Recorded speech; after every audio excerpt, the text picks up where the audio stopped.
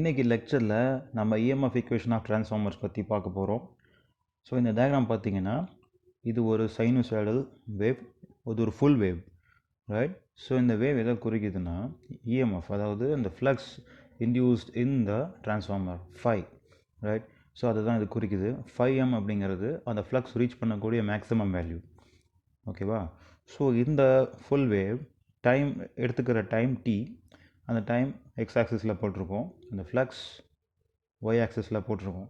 So இது எடுத்துக்கிற full time t and time is nothing but inverse of frequency and 5M அப்படிங்கிறது அதை achieve பண்ணக்கூடிய மேக்ஸிமம் வேல்யூ.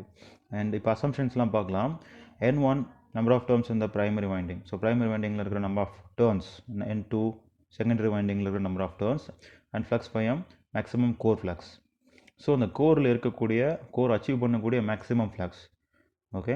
ஸோ அது எதை டிபெண்ட் பண்ணியிருக்கோம்னா ஃப்ளக்ஸ் டென்சிட்டி அப்புறம் area of cross section. So ரெண்டையும் மல்டிப்ளை பண்ணோம்னா நமக்கு 5M கிடைக்கும். அண்ட் சப்ளை ஃப்ரீக்வன்சி 50 Hz, அது உங்களுக்கே ஆல்ரெடி தெரியும். அண்ட் இந்த டயக்ராம் பார்த்தீங்கன்னா இது ஒரு full sinusoidal wave, complete wave, right? So already சொன்ன மாதிரி 5M is the maximum achievable value. So இது டைம் t அப்படிங்கிற டைமை எடுத்துக்குது ஃபார் எக்ஸாம்பிள் இந்த ஃபுல் ரொட்டேஷன் பண்ணுறதுக்கு. ஆனால் மேக்ஸிமம் வேல்யூ எடுத்துக்கிறதுக்கு அதில் கால் பங்கு இருந்தால் போதும். It means t/4. Full wave ரொட்டேஷனுக்கு t அப்படிங்கிற டைம் எடுத்துக்கிட்டால் மேக்ஸிமம் வேல்யூ ரீச் பண்ணுறதுக்கு அதில் அது கால் பங்கு இருந்தாலே போதும், ரைட்? ஸோ அதனால தான் t/4 அப்படின்னு அதில் மென்ஷன் பண்ணியிருக்கோம். So time taken by the flux, so அந்த ஃப்ளக்ஸ் 5 அப்படிங்கிற அந்த ஃப்ளக்ஸ் மேக்ஸிமம் வேல்யூவான 5M, right? M stands for maximum, M அப்படின்னா மேக்ஸிமம். ஸோ அந்த மேக்ஸிமம் வேல்யூ ரீச் பண்ணுறதுக்கு t/4 அப்படிங்கிற டைமை எடுத்துக்குது. ஸோ இதில் இருந்து நம்ம ஆவரேஜ் வேல்யூவை டெரைவ் பண்ண வேண்டும். ஸோ ஆவரேஜ் வேல்யூ அப்படின்னா, so the average value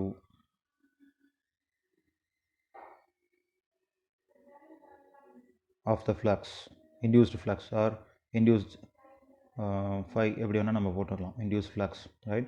so maximum value எவ்வளவோ 5M divided by time. So time எவ்வளோ அது எடுத்துக்குது t/4. ஸோ உங்களுக்கு தெரியும் time is nothing but inverse of frequency. So t = 1/f அப்படின்னு நம்ம சொல்லுவோம். t = 1/f, right? ஸோ நமக்கு இப்போ t/4 வேணும், அதனால் மல்டிப்ளை போத் சைட்ஸ், ரெண்டு பக்கமும் 1/4ஆல் மல்டிப்ளை பண்ணிக்கோங்க, 1/4f. ஸோ இப்போ t/4க்கு பதிலாக 1/4f போட்டுக்கலாம். 5M divided by 1/4f, 1/4f மேலே போயிடும். So 4f 5M. இதுதான் ஆவரேஜ் இன்டியூஸ்டு ஃப்ளக்ஸ் இந்த whole transformer, right? So maximum வேல்யூவை டைமால் டிவைட் பண்ணிங்கன்னா உங்களுக்கு என்ன கிடைக்குதோ அதுதான். ஸோ டைமுக்கு பதிலாக நம்ம ஃப்ரீக்வன்சி இங்கே யூஸ் பண்ணியிருக்கோம். ஏன்னா நம்ம ஃப்ரீக்வன்சி வச்சு தான் அதை ஃபுல் வேவ், அந்த வேவோட கேரக்டரிஸ்டிக்ஸ்லாம் நம்ம டிட்டர்மைன் பண்ண முடியும், ரைட்? ஸோ அதனால தான். ஸோ இப்போ இஎம்எஃப் இன்டியூஸ்ட் பர் டேர்ன் அப்படின்னு சொல்லுவாங்க. ஒரு டேர்னுக்கு எவ்வளோ இஎம்எஃப் இன்டியூஸ் ஆகுது, அதுதான் ஆக்சுவலாக average flux, right? So average flux அதான் ஒரு டேர்னுக்கு எவ்வளோ இஎம்எஃப் இன்டியூஸ் ஆகுதோ அதுதான் average flux. So 4f 5M volts is the average flux, right? So அதுதான் 4f 5M தான் average induced EMF per turn, EMF induced per turn, right? So இதில் இருந்து நம்ம root mean square value, that means RMS வேல்யூவை கண்டுபிடிக்க வேண்டும். So root mean square RMS, so maximum usable flux, maximum usable voltage எப்படி வேணால் நீங்கள் சொல்லலாம். So RMS of the induced EMF.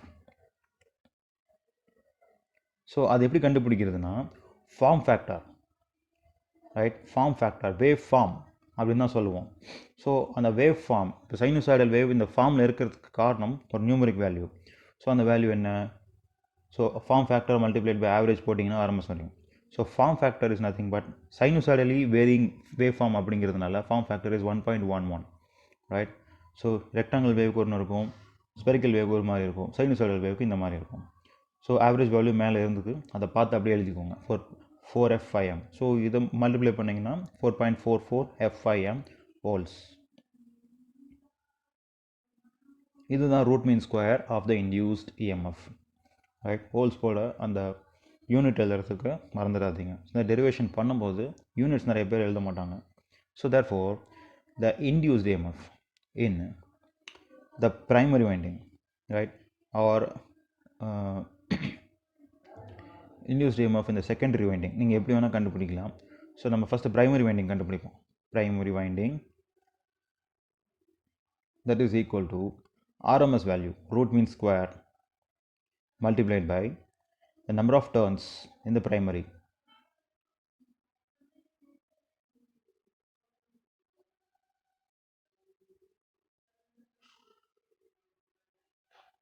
Number of turns. So நம்ம assumptionsல number of turns n1 அப்படின்னு எடுத்துருப்போம். 4.44 f by m n1 multiplied by n1. Right, again from your assumptions நீ இன்னொரும் பண்ணணும்.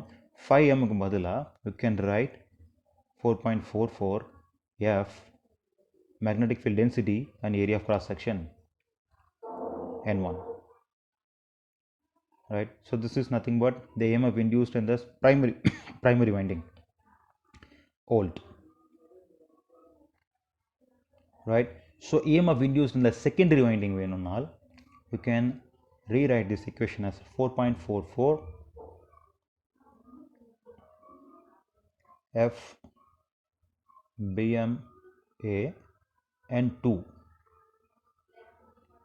Right, n2 number of turns in the secondary, நம்ம assumptionsல ஆரம்பத்திலே பார்த்துருப்போம். Right, இப்போது you just divide இந்த ரெண்டு ஈக்குவேஷன்ஸை டிவைட் பண்ணுறோம். E2 ஈக்குவேஷனையும் E1 ஈக்குவேஷனையும், E2 by E1. So that is equal to 4.44 f BMA. இது ரெண்டுமே காமன் டேர்ம்ஸ். ஸோ காமன் டேர்ம்ஸாக இருக்கிறதுனால கேன்சல் ஆகிடும். Remaining terms n2 by n1. So n2 by n1 which is equal to E2 by E1. இதுதான் transformation ratio. Right, voltage transformation ratio. So ஒரு டிரான்ஸ்ஃபார்மருக்கு ரொம்ப முக்கியமான ஒரு term transformation ratio. Right, so transformation ratio ஒன்னுக்கு மேலே இருந்துச்சுன்னா step up transformer. If it is below 1 it is step down transformer. உங்களுக்கு எதாவது டவுட்ஸ் இருந்துச்சுன்னா கமெண்ட் செக்ஷனில் போடுங்க. தேங்க்யூ.